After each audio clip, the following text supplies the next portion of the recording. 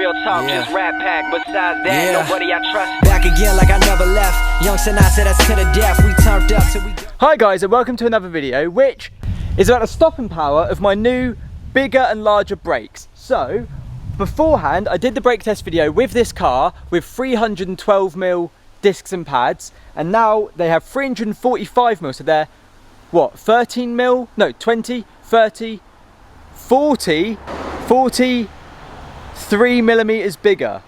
33mm bigger. I might have to cut all of that. So they're 33mm bigger than they were last time. So the stopping force is a lot larger.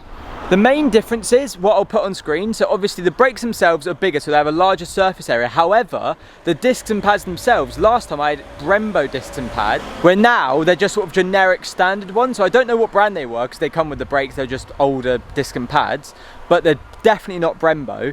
So the actual quality of the disc and pad will make a difference, as well as now though, I'm on Bridgestone tyres, which will stop slightly better than Nankang tyres, or in theory they should, hopefully. So yeah, so there's a couple of variables, but the general size of the brakes will obviously make the largest difference. So let's get into seeing which brakes stop better.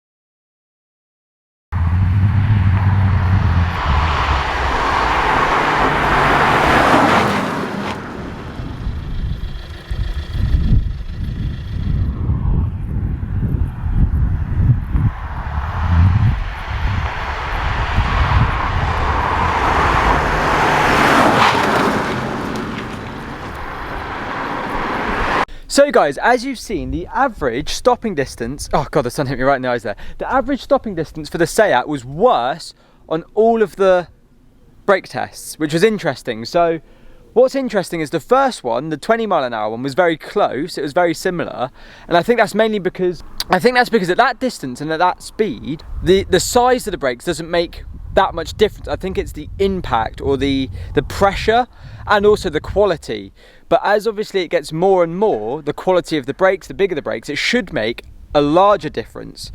But weirdly, the smaller brakes, yes, they were better quality discs and pads, but we're making like 2 meter difference between those brakes and my smaller brakes doesn't make any difference. So I think one of two things, either the quality of discs and pads make a larger difference than I think, or that the original runs that I did in the Seat aren't legitimate and probably aren't accurate, because the Focus and the Seat, or the new brakes, were a lot closer. Like those braking distance were quite similar. So I think that the first ones were probably not legitimate, because these are better tyres, bigger brakes, yes, different quality, not as good quality, but they're good enough. Like they're not going to make a 2 meter difference in braking performance, just slightly better quality. Or maybe it will, I don't know.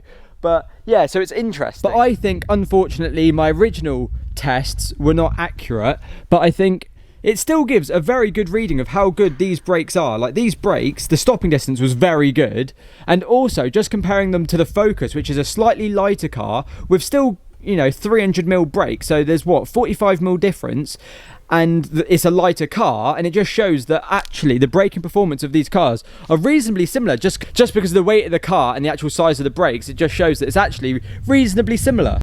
So I hope you enjoyed this video. I've got a couple of more brake test videos coming soon with different cars, so just to get some wider perspective of different braking distances, you know, heavier cars, SUVs, just all sorts of different cars, just to get a rough idea. Maybe it's just interesting to me, put some stats on the board. But yeah, I hope you enjoyed, and I'll catch you in the next one.